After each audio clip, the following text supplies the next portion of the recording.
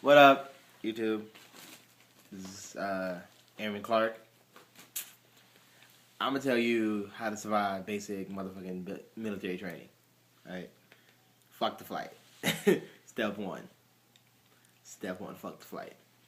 Because there's gonna be people in there that you can't stand, don't want to deal with, can't hear them talk, and you gotta deal with them freaking 8.5 weeks. Those people are gonna piss you off. Fuck them. Step two, under the radar. You want to be that shit. Don't go in there saying you want to be under the radar and then start yelling and stuff because you're going to be a target. You're going to be a target to be dorm chief, element leader. Those are the jobs you don't want because you be doing push-ups, squat thrusts for the kicks all the time. Don't take stuff too seriously.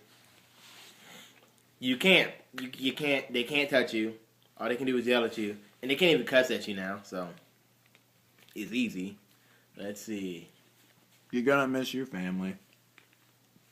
But You might miss your family. yeah, depending on what your family life is. Depending on what your I'm Airman DeRose. Depending on what your family life is, you're probably not. I mean, I miss my family. If you come from a military family, you know. Yeah, you'll be used to it, but most of you probably, well, I don't know. Probably a lot of them are military family. But I'm sure not all of you are gonna have your family prior military history. So, for those of you who don't have family history of being in the military, you're gonna miss home. Look forward to those phone calls. If they say they're gonna reward you with a phone call, don't look forward to it because they're not gonna give you a phone call. You could ask any advice from anybody and who's been through basic training, and they could give you advice. But their advice only applies to their experience. Like, your experience will be different than, like, my experience and his experience. And that's kind of why we made this video, because I was looking on YouTube and I kind of got sick and tired of people saying, well, I got through basic like this, I did this, so you want to try this. I did that before I went into basic, and none of it was true at all. First of all, because they came in at a different time. You know, the Air Force is always changing, especially basic, because of all the, like, sexual assault controversy, whatever happened this past year or so. For those who don't know, is MTI is basically sexually assaulted trainees. And it was a huge deal. That's why they can't touch you now and they can't swear at you. Because you're going to get it. Yeah. You basically get it through easy. It's extremely easy. Like, it's not, I don't know if I would say it's easy. It's a lot easier now than it was, like, back in the day. It's mentally strenuous, though. Yeah, which is what it should be. Yeah. And I'm glad it wasn't. It's not, for people who say it was like Boy Scout, whatever, like a Boy Scout leader, I don't know what you'd call them, with an attitude. It's not at all what it's like. It's just having a really rough and strict parent, I guess. Like, I grew up like that, so I was kind of used to it. It still was hard. That doesn't mean it was easy or anything, but yeah, don't take stuff too seriously. Do not. Please don't.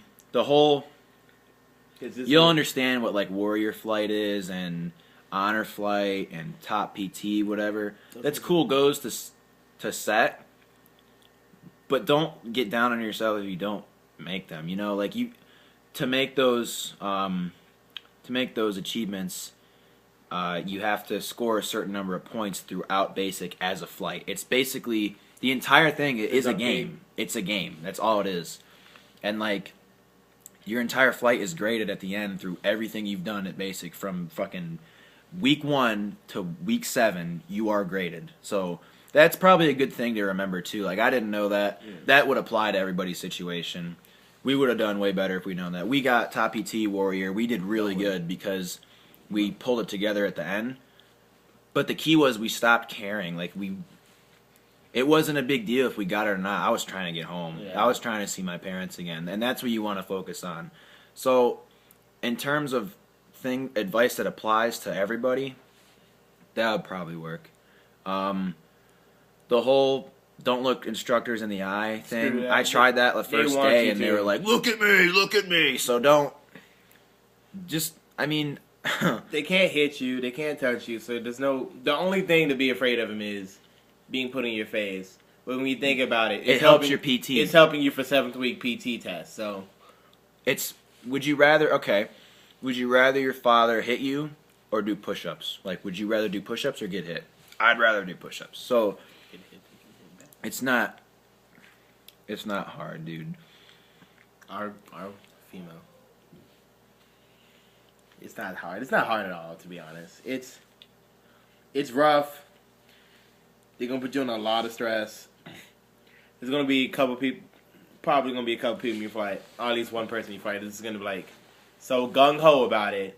They're gonna be all the way up here. You need to be right around here. And they'll be like your dorm chief. Like, treat your dorm chief with respect, but in the same token, don't be afraid of your dorm chief because he can't do anything. All he's gonna do, basically, the dorm chief is the person who's right underneath the MTI. It's one of you, so he's on the same level as you. No matter, people like the MTI will appoint your dorm chief, and it's usually the oldest guy. Because think about it, the older guy, he's probably got kids. He's got a wife, right? You know. So he knows how kids work. Most of you would probably be like 18. I was 18. I was all of 18 when I went in. He was 18. 19. Most of us were, okay, he was 19. Most of you are going to be like right around 18 to 23. You'll have, you know, there's a good chance you'll have one or two older guys. We had a 29-year-old guy. He was an old guy. He was our first dorm chief. So, it was Worley. He was 29. Oh shit. Mm-hmm. Yeah. Yeah. So yeah, that's who your dorm chief will be. That's what a dorm chief is. And basically, he's a teacher's pet to the MTI. He probably has a worse time at basic than the other kids because. And if you keep that in mind, every time that the flight screws up, he blames the dorm chief. Like, usually around week 3 to week 7, you guys will be starting to get on your own. You guys will march to wherever you gotta go by yourself because you'll have a schedule. I mean, it's not the MTI. He just babysits basically. Yeah. Like, he'll come in and out. You know, week 0 to like week. Again, this is just our situation, so it might not apply to any of you. But like about week 3, he started to. He didn't lighten up at all. We had a badass MTI, but yeah, he didn't. He was a badass MTI. He didn't come around all too often. He came to woke us up, took us PT and stuff during the weekdays, and dude, he brought the rain when he came. Like we were on our face all the time. But again, that's just our situation. I don't know. You know, whoever's watching this video, probably nobody, what their experience is going to be like or was like or anything. So, yeah, take advice like that with a grain of salt. But yeah, usually around week 3. Did you pray at all? Huh? Did you pray at all? No, I'm not into religion. I'm not religious either, but when you got time to it, I kind of pray. Kind of help me out. Whatever helps. Yeah, whatever helps you out, do it. Sing a song, because I'm pretty sure if we ask everyone in our fight, they probably have one song they've been singing. Yeah, I for sang 8.5 weeks. Yep, I was singing all the time. Me too. Showers. That was the other thing I heard rumors about. It was like 15-second showers. No, the MTI, they can't watch you. They can't do anything. That's like a big deal now. At night, you're like really. You're by yourself after like 1800. You really after dinner you're by yourself. You're in the whole flight by themselves, and what the hell was that? It is actually the most fun ever. Like you have a lot of fun. Yeah, it's actually a lot of fun when you think about it. Yep, you guys will have good memories. That I'm sure will apply to everybody. It's gonna be funny.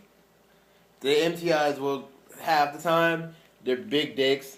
Half the time they're like the biggest kids ever. Like they will try to make you laugh just to fuck you up. They'll laugh. And they're nice too. They're people. They're there to help you. That applies to every situation too. They are there to help you. You have a day room, which is basically a common area in your dorm. It's right past the flight office, which is where the MTI's office no, is. don't tell them that. Because they're in the new ones now. The people who are watching will most likely be in the new ones. Yeah, I'll probably be in the new dorm. So, well, for us, wouldn't the day room still be in the same spot? Wouldn't it be in the dorm? The only thing different, I imagine, is it's the freaking chow hall that's massive. When they described that shit, it was confusing to me. Like, there's doors, door. Day room. Oh, yeah. Okay, so yeah. All right, well, be regardless, you guys will have a day room. A day room, common area. Which is where you guys will have team powwows. They'll be like, the MTI they'll bring you in there to put you all on your face as a flight. If you guys are all fucking up or something, he'll be like, day room go! And you guys will be like, shit, because you'll get to the point where when you hear day room, it's either mail or FaceTime. Or, like, the MTI telling you what you're doing today or the next day. Yeah. Something like that. I love the day room.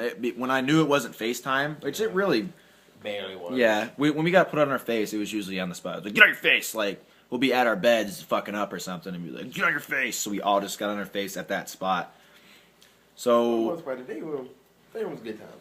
I love the day room because it was always mail. That's most times that's what it was. Mail is a big thing too. Right back to whoever's writing you.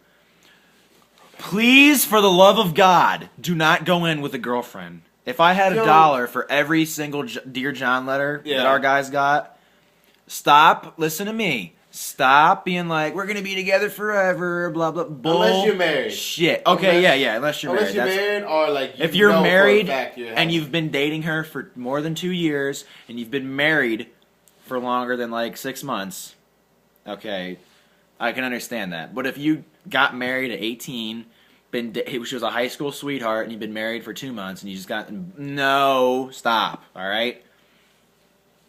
Do it.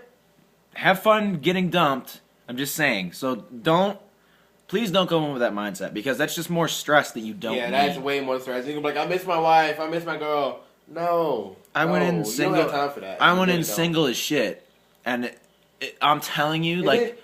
The look on the guys' faces who had girlfriends was heartbreaking. I could not even stand it. And they were stupid, too, for having a girlfriend going in. So don't do that. Here's the thing, though. Even if you do have that relationship, a girl, whatever, you used to think, I'm not doing this for her. I'm doing this for you. You know what I mean? You're doing this for yourself.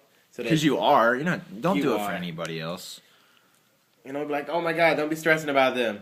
You're doing what you're doing BMT. You're going to do BMT to make it better for them. Don't be stressing about what's going on back home. Worry about what's going on right there in BMT. Because it's going to cause a lot less stress instead of focusing on all the stuff. Like, if your mom's dying and stuff, yeah, that's something to, And they'll take care of that. If you have an illness or something at home and there's an emergency,